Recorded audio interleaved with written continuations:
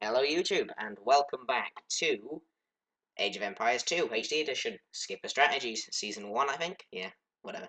So today we're going to do the 5th mission in the tutorial campaign, the learning campaign as they put it, Battle of Stirling, because difficulty rating out, so it's not difficult, this one doesn't, whatever. So today we're going to do the first proper mission, these are the training missions, this one's still be a training mission, it's the first proper battle, so let's just get on with it, shall we? The time for minor skirmishes is over. We now prepare for war. The villain Longchamps is poised to cross the River Forth and threaten the town of Stirling with a force of men-at-arms, heavy cavalry, and a multitude of archers. Our newly formed army marches southward to establish our own base and attack the English before they can ready their troops. That diagram, by the way, is literally just what their base is. It's like an outpost, that's it. This one will have any tokens, so actually be able to... The time has come to take the offensive. The English have a fort near the town of Stirling. If we can defeat the English here, they may think twice about their invasion of Scotland. Scout cavalry are poor fighters, but they can see a great distance. You can use your scout cavalry to explore the rest of the map and find the English. To win, destroy the English tower to the west. Before we attack the English to the west, we need to build up our forces. Have your villagers start gathering food and wood. You found some sheep? Sheep are a good source of food, so send them back to your town center and assign a villager to gather food from them. Oh, you can Specify a location for new units to gather by selecting a gather point. For villagers, click the town center and click the Set Gather Point button. Keep making villagers at your town center until you have 10. The more villagers you have, the faster your resources will come in. You can gain more food by building fishing ships. To create fishing ships, have your villagers build a dock in the water to the south. Now just tell me where the water is. Your fishing ships that basically act like villagers with fish.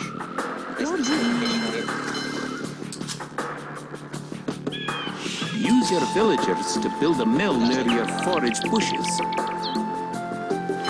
Basically, the whole point of the game really is to spam villagers all the bloody time, just collecting resources.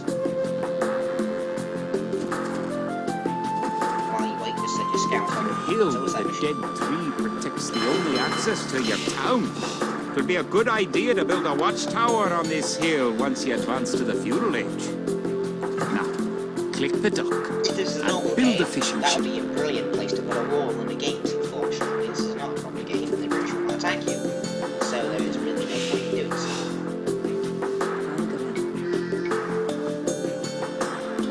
But hey, it was a good suggestion.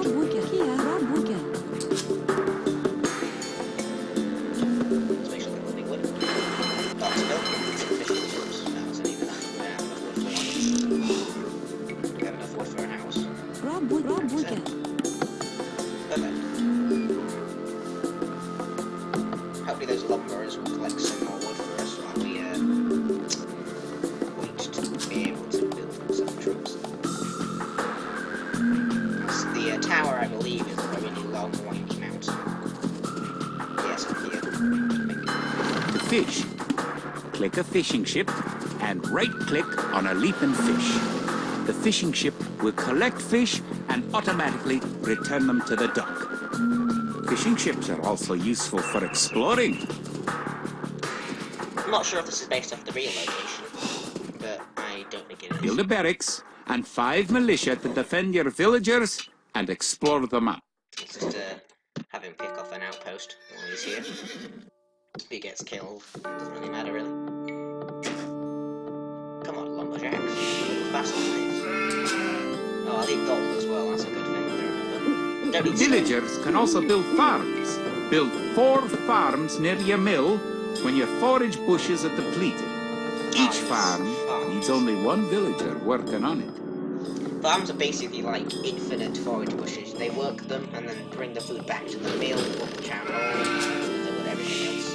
But they deplete over time, But the thing that makes them different, forage bush is already out of food source, so that you can build basically, as I said, it's a forage bush as long as you have the wood on and to prepare them. Kid?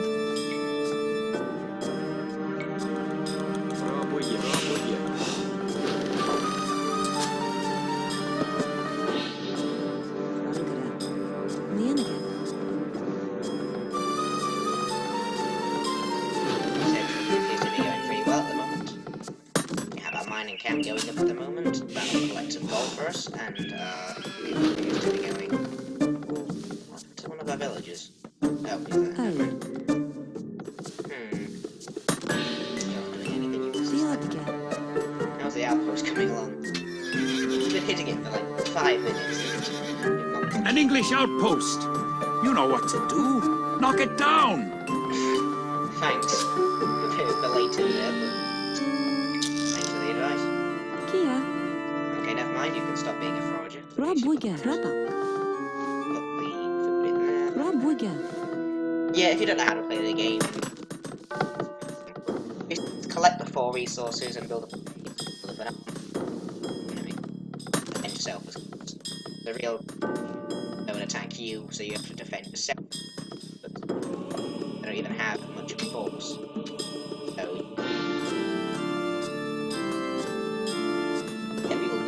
wood for buildings, which is not really. Food for units. Gold for unit upgrades, and some units also need gold. Stone is for most defensive buildings like walls, etc.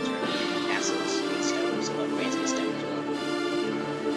Yeah, see, you see the farm, see they cost 60 wood, houses that cost 30.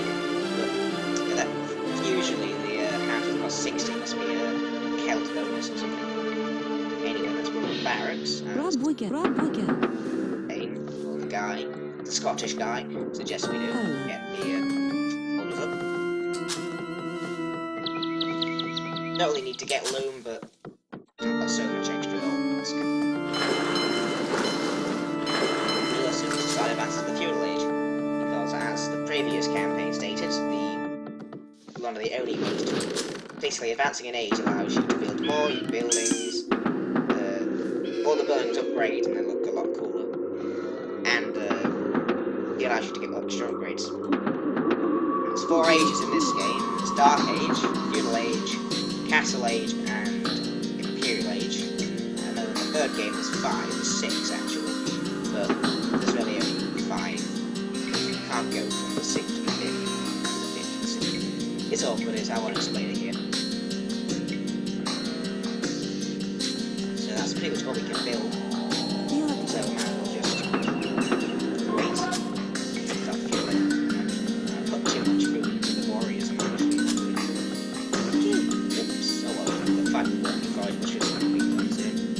destroy the outpost yet.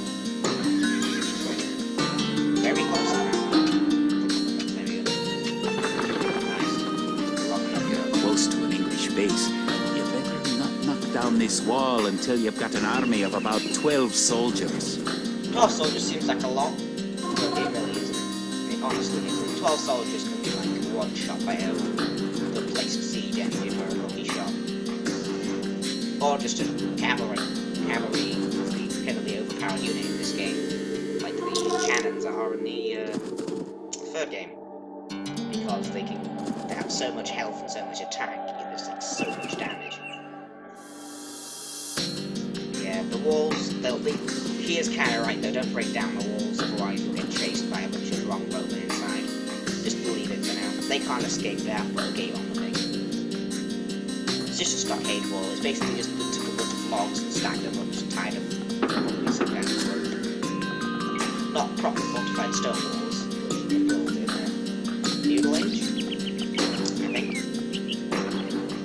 Hello, soldiers.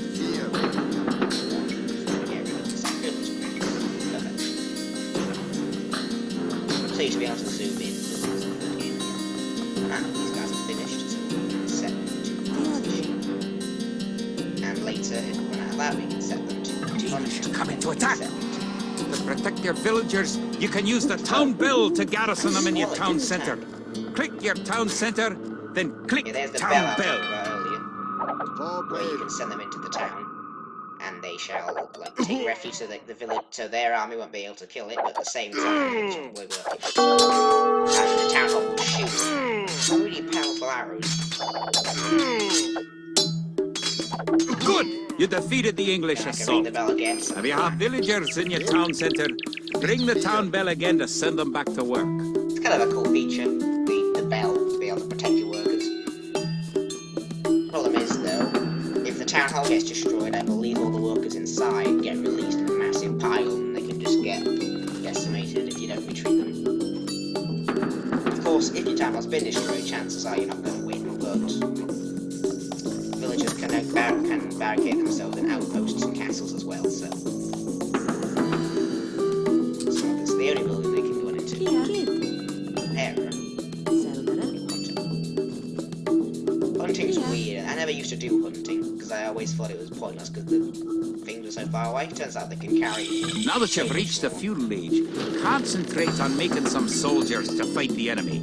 You will need at least 12. It tells you 12. Remember, I don't know with less. you can upgrade your militia to men-at-arms at the barracks. You should always upgrade soldiers when you can afford it. Indeed you should. It vastly increases their stats.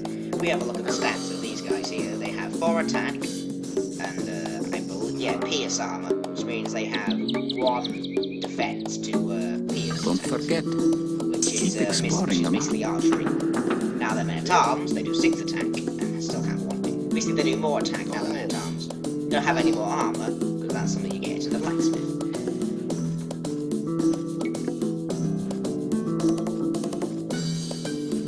Yeah, I am right, yeah. The more armor they have, basically the less... Basically, so if these guys have 0 normal armor, 0 normal armor, which means any melee unit that attacks this unit will do the exact number of attack strength they have.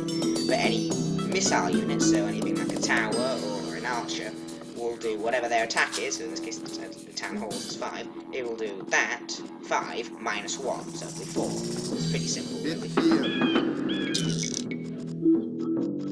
Of course, they also, some units also have range, and units also have hit points, which is the little green bar here. Hit points can't be regenerated unless you have priests, which you get in the castle age, which can heal. But it's still pretty handy to have troops. There's no point killing troops basically that are injured, so you can heal them. That's basically what I'm getting here.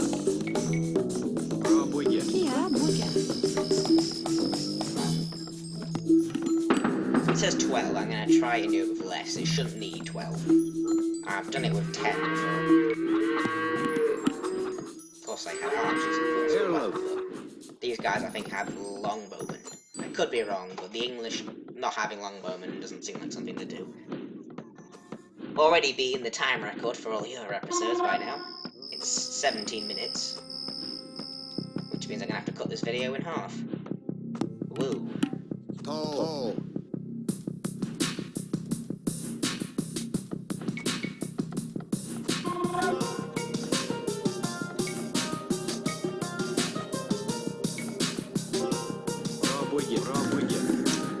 Built some archer ranges. If this episode's going to be like 2 parts, then the other ones are going to be even longer.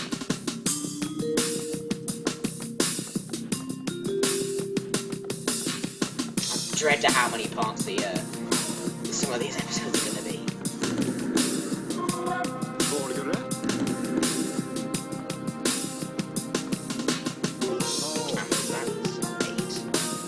Let's do 10. And then we'll have a few archers at the back. So that we can do 10 men-at-arms, that's really all we need. Now just march up, take up base as normal, and we should be done. If this villager would agree. You can do a farm now. See, in the PlayStation version, you used to be able to like spam Remember click to off, upgrade your weapons and like, arms at the blacksmith. You do have a blacksmith, don't you? yeah, so I've got the blacksmith earlier, you can go back to upgrade armor. But we don't really need to. Oh, you can garrison people in the archer region. Not in houses, which is weird. You just make the houses that have garrison space. Even the dock has garrison space. The mills and the lumber camps don't, that kind of makes sense. All I'm buying at the moment is all these mining upgrades and stuff that will increase units, Basically, when you can, upgrade. Basically my advice. Now you have a large enough force to attack the English base. Charge! Keep your villagers working just in case you suffer casualties and need to make more troops. Okay, I'll just send one archer in. Is it going to go well? But it's not as if it's a problem. So I just send these guys. The guys will march in pretty good shape, and then the archer will follow behind.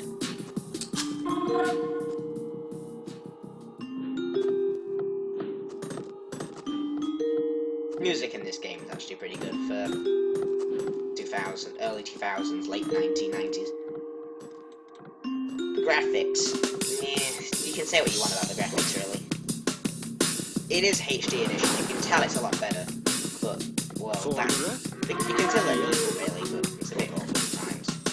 Like that does not like the person, that head is not the person's head.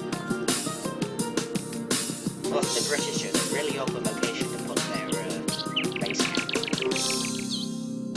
I believe these corners actually have more health than the actual... No, they don't. I thought they had more health than the actual walls.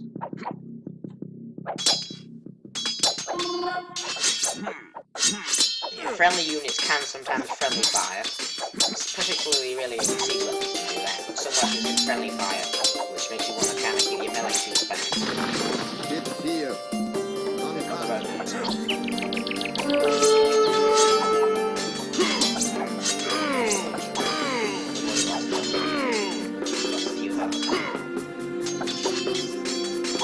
Goes without saying, they'll either try and keep the units protected, otherwise that'll happen.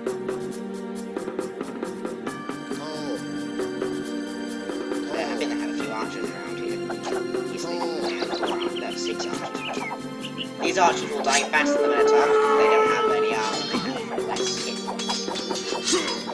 The thing with these archers is that they can hit you from range.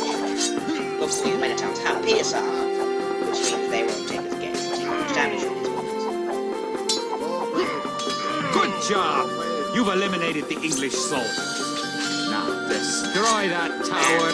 Towers have victory will be complete. So they manage a small circle really close to them that they can't shoot. And realistically, that does kind of make sense. If you're an archer in that tower, you won't be able to shoot directly downwards without sticking your head out of over the top of the ledge and shooting downwards.